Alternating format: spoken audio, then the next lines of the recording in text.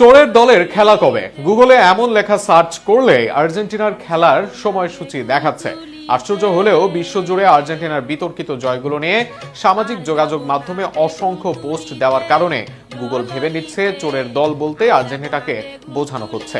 আশ্চর্যজনক এই ঘটনা নিয়ে থাকছে প্রতিবেদনে। গুগলে চোরের দলের ফুটবল খেলা কবে লিখে সার্চ করলেই সার্চ ফলাফলের শীর্ষে ভেসে উঠছে 2026 ফিফা বিশ্বকাপের সেমিফাইনালে আর্জেন্টিনা ও ইংল্যান্ডের ম্যাচের তথ্য। বিষয়টি সামাজিক যোগাযোগ মাধ্যমে ব্যাপক আলোচনার জন্ম দিয়েছে। অনেকে বিস্ময় প্রকাশ করছেন, আবার অনেকে এটি নিয়ে মিম, ট্রল ও ব্যঙ্গাত্মক পোস্ট শেয়ার করছেন।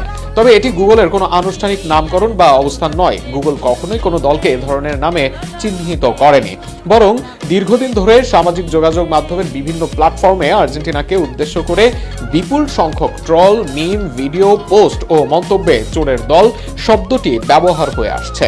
সেই ব্যাপক ব্যবহারই গুগলের